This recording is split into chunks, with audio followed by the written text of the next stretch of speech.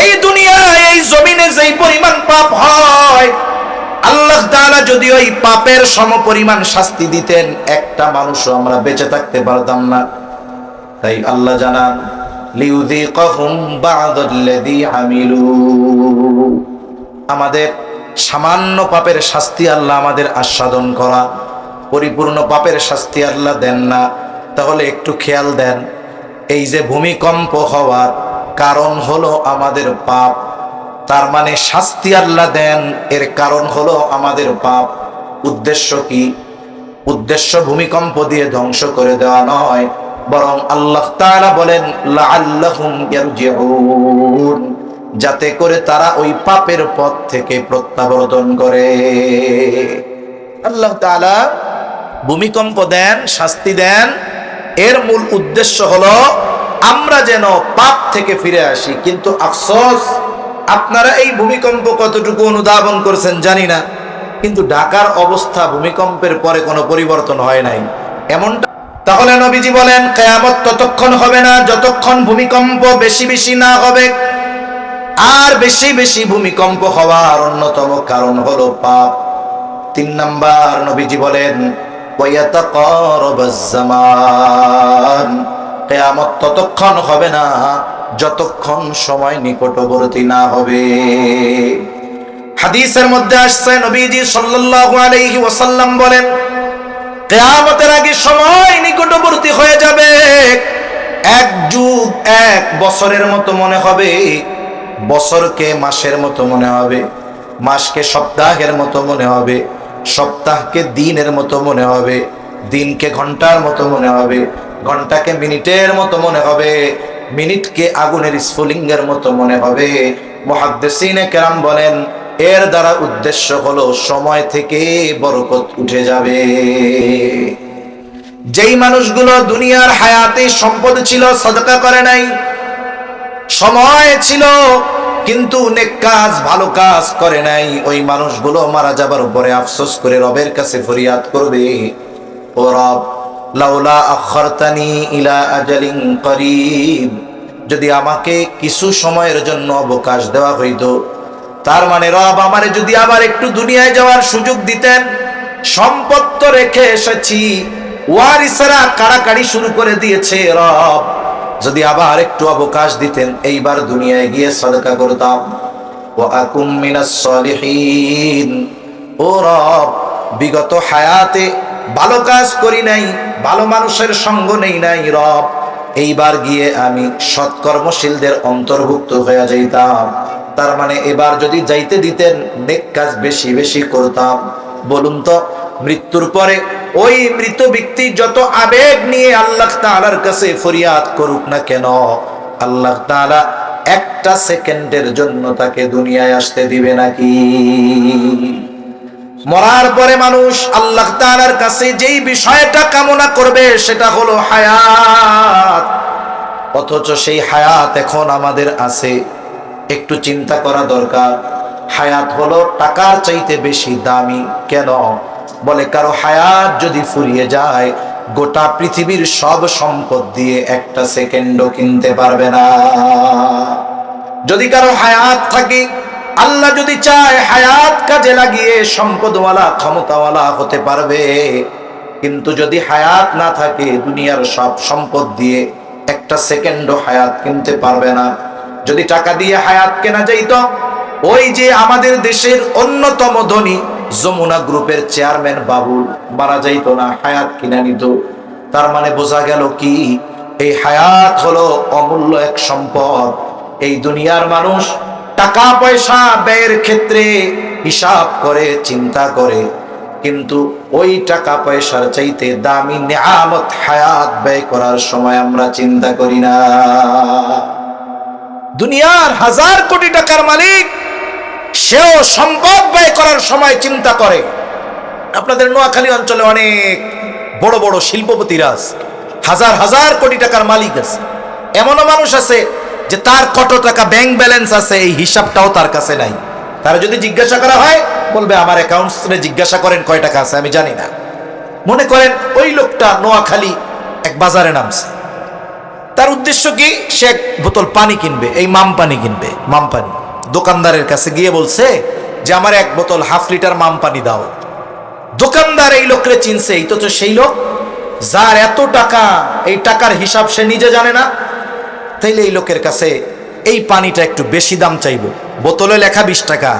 এইবার উনি জিজ্ঞাসা করতেছে তোমার কত টাকা? দোকানদার বলে 200। পানির দাম কত? 20। পানির দাম কত? চাইছে কত? আপনারা বলেন তো, উনি তো একজন শিক্ষিত মানুষ, 200 টাকা যখন দাম চাইবে, বোতলে যখন 20 টাকা লেখা দেখবে, উনি খুব হাসি মুখে দোকানদারের 200 টাকা দিয়ে দিবে। উল্টা কি বলবে, এই মিয়া মগের মুন্ডুক পাইছো, 20 টাকার পানি 200 টাকা চাও? পাশেই কিন্তু থানা, ব্যবসা করা লাগবে না, জেলের ভাত খাওয়াইছ না। যেই লোকের সম্পদ এত, যার পরিমাণ তার জানা নাই, ওই লোক 20 টাকার জিনিস 200 টাকা দিয়ে কিনে না, হিসাব করে। বলবে খবরদার, 20 টাকা দাম, 20 টাকা রাখো, 1 টাকা বেশি রাখবা না। এই লোকের অগণিত টাকা থাকার পরেও টাকা ব্যয় করার সময় কত সচেতন, হিসাব করে। বলেন ওই টাকার চাইতে হায়াতের দাম কম না বেশি? তাইলে তো উচিত ছিল আমার আপনার এই টাকা ব্যয় করার হিসাব যেমন করি, তার চাইতে হায়াত ব্যয় করার ক্ষেত্রে হিসাবটা বেশি করা, ঠিক কিনা বলেন? বলতে পারেন হায়াত ব্যয় করবো কেমনে? বুজুর্গানে দিন শিখাই দিছে, সময় তুমি ওই জায়গায় ব্যয় করো যেই জায়গায় ব্যয় করলে আখেরাতের লাভ আছে।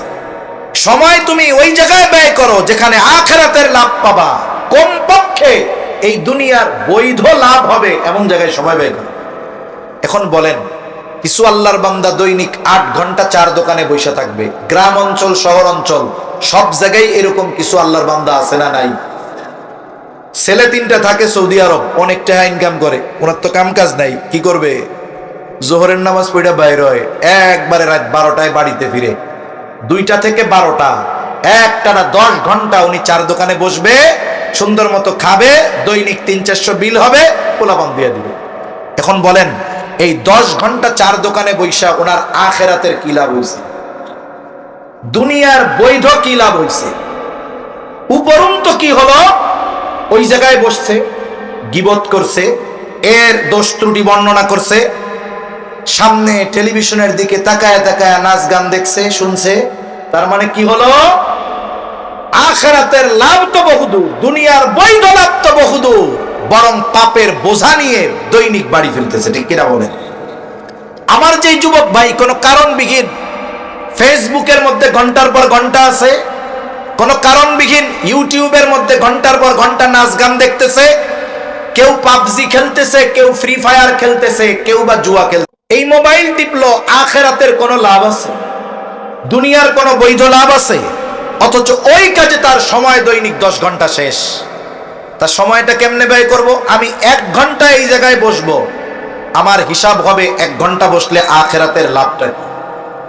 যদি এমনটা হয়, বলেন 4 দোকানে যদি 2 ঘন্টা বসলে আখেরাতে পুলসেরাত বিজলির আকারে পাড়ি দেওয়া যাবে, মিজানের পাল্লা ভারী হবে। তাইলে আমিও একটু ওয়াজ করি যে আগামীকাল থেকে আপনারা প্রত্যেকে 2 ঘন্টা করে 4 দোকানে বসবেন। কোনো লাভ আছে 4 দোকানে? তাহলে যারা দিনভর মোবাইল টিপতেছে, ফেসবুক চালাচ্ছে, ফ্রি ফায়ার পাবজি খেলতেছে, তারা একটু বলুক যে হ্যাঁ আমার কাছে দলিল আছে, আপনি 2 ঘন্টা মোবাইল এই কারণে টিপেন, তাইলে আপনার আখেরাতের লাভ আছে। তাইলে আমরাও ওয়াজ করি, মুরব্বীরা এত কষ্ট কইরা নড়াচড়ার দরকার কি? পোলার একটা মোবাইল পাঠাইতে গেন, 5 ঘন্টা ফেসবুক দেখবেন, আখেরাতের লাভ। কোনো লাভ আছে?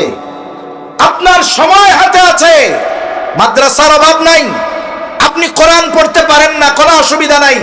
আপনি যদি হেফজখানায় গিয়া ওই হাফেজদের পাশে বৈশা বৈশা কোরআন শুনেন, মাদ্রাসা কর্তৃপক্ষ কি বের করে দিবে? বরং আপনারে চা খাওয়াবে, পান খাওয়াবে, দুপুরের সময় হলে বলবে খানাটা আমাগুলোকে খাইয়া যান। এই যে সময়টা কোরআন শোনা হলো, উপকার হলো, কোনো কাজ নাই। আপনি মসজিদে বৈশা থাকেন, আল্লাহ আল্লাহ করেন, এতেকাফের নিয়তে ঢুকেন, যদি একটু জিমুনি ঘুমও চলে আসে, আপনি কায়েত হইয়া মসজিদে ঘুমায়া থাকেন, 2 লাভ হবে। একটা তো মানুষ যখন ঘুমায়া থাকে, এই উম্মত যখন ঘুম, তার উপর থেকে কলম উঠায় নেওয়া হয়। আপনি আসেন আল্লাহর ঘরে, পবিত্র জায়গায়, আপনি মসজিদে বসে থাকেন, জিকির করেন। তাহলে এইভাবে যদি আমি দৈনিক হিসাব করি যে আমি এই কাজটা করব, এই কাজ করলে আমার আখেরাতের লাভ কি, দুনিয়ার বৈধ লাভ কি, এইভাবে যদি সময় ব্যয় করি, দেখবেন আমার দিনটা অন্যদের চাইতে লম্বা মনে হবে, লম্বা। তা কথা অনেক হয়ে গেল। নবীজি বলেন কিয়ামত ততক্ষণ হবে না যতক্ষণ সময় নিকটবর্তী না হবে, তার মানে সময় থেকে যতক্ষণ বরকত উঠে না যাবে। আর সময় বরকতহীন হয় পাপ কাজের কারণে, আর সময় প্রলম্বিত বরকতময় হয় নেক কাজের কারণে। 4 নম্বর নবীজি বলেন ওয়াতাযহারাল ফিতান, কিয়ামত ততক্ষণ হবে না যতক্ষণ না ফিতনা প্রকাশ পাবে। মুহাদ্দিসিনে কেরাম বলেন এখানে উদ্দেশ্য হলো দাজ্জালের ফিতনা। এই উম্মতের জন্য সবচেয়ে ভয়াবহ বড় ফিতনা হলো দাজ্জালের ফিতনা। প্রত্যেকটা বড় বিষয়ের সূচনা হয় ছোট দিয়ে। বড় ঝড় আসার আগে কি হয়? একটু গুমোট গরম হয়।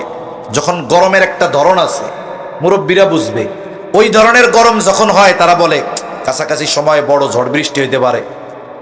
প্রত্যেকটা বড় কিছুর আগে ছোট আলামত হয়। দাজ্জাল এই মহা ফিতনা আসার আগে হাজারো ছোট ছোট ফিতনা আমাদেরকে গ্রাস করার অপচেষ্টা করবে। এই যে সমসাময়িক যত ফিতনার কথা আপনারা শুনেন, কাদিয়ানির ফিতনা, হিজবুত তাওহীদের ফিতনা, এই যে সমকামিতার ফিতনা, তারপরে দেওয়ানবাগির ফিতনা, যত ধরনের ফিতনা, খ্রিস্টান মিশনারির ফিতনা। এই যে বর্তমান সময়ে কি দেখি, বর্তমান সময়ে দেখা যায় মোবাইলে সম্পর্ক করে ধর্মান্তরিত হয়ে যাচ্ছে, কোনো চিন্তা ভাবনা কিচ্ছু নাই। এই যে হাজারো ফিতনা আসতেছে আমাদের সামনে, নাস্তিকতার ফিতনা, এই ছোট ছোট ফিতনাগুলো দাজ্জালের আগমনকে সহজ করতেছে। এটা বড় ভয়াবহ বিষয়। রাসূল আকরাম সাল্লাল্লাহু আলাইহি ওয়াসাল্লাম যখন দাজ্জালের এই ফিতনার কথা সাহাবা একরামের সামনে বলছেন, সাহাবা একরাম মৃত্যুর ব্যাপারে কোনো পরোয়া করতেন না, বরং তাদের মনের চাওয়া তো এরকম ছিল যে আমার জীবন যদি 100 হইতো, আমি 100 বার আমার জীবন আল্লাহর রাস্তায় কোরবান করতাম। তারা তো মৃত্যুর ব্যাপারে পরোয়া করত না, কিন্তু দাজ্জালের এই ফিতনার ব্যাপারে তারা ভীত চিন্তিত ছিল। যখন নবীজি সাল্লাল্লাহু আলাইহি ওয়াসাল্লাম দাজ্জালের এই ফিতনার কথা সাহাবা একরামকে বলছেন, সবার চেহারার মধ্যে ভয় আর চিন্তার ছাপ নবীজি সাল্লাল্লাহু আলাইহি ওয়াসাল্লাম এটা উপলব্ধি করতে পেরেছেন। তখন তিনি বললেন যে শোনো, আমি দুনিয়ায় থাকা অবস্থায় যদি দাজ্জাল চলে আসে, চিন্তা করো না, ওটা তো আমি হত্যা করব। তাহলে এই ফিতনা এমন এক ফিতনা, ওই ইমানদারেরা যাদের ঈমানের উপমা আল্লাহ তাআলা কোরআনে দিয়েছেন, আমিনু কামা আমানান নাস, আমাদেরকে বলা হচ্ছে তোমরা ঈমান আনো ওই সমস্ত মানুষদের মতো। ওই সমস্ত মানুষ কারা? সাহাবায়ে কেরাম। তাদের ঈমানের উপমা আল্লাহ দিয়েছেন। ওই সমস্ত ঈমানদারেরা তারা দাজ্জালের ফিতনার ব্যাপারে চিন্তিত ছিল, ভীত ছিল, কিন্তু আমাদের মধ্যে এই ব্যাপারে কোনো চিন্তাও নাই, ভয়ও নাই, পেরেশানিও নাই। এজন্য নবীজি সাল্লাল্লাহু আলাইহি ওয়াসাল্লাম, সাহাবায়ে কেরাম দাজ্জালের ওই ফিতনার ভয়াবহতা তারা অনুধাবন করতে পেরেছেন। নবীজি উম্মতের প্রতি বড় রহমদিল, এজন্য আমল শিখায়া দিয়েছেন। কি আমল? এই যে সেই আমলের সময় অলরেডি চলতেছে। নবীজি সাল্লাল্লাহু আলাইহি ওয়াসাল্লাম বলেন, যে জুমআর দিন সূরা কাহফ তিলাওয়াত করবে, নবীজি বলেন আল্লাহ তাআলা তাকে দাজ্জালের ফিতনা থেকে হেফাজত করবে। সূর্যাস্ত থেকে জুমআর দিন শুরু হয়ে গেছে।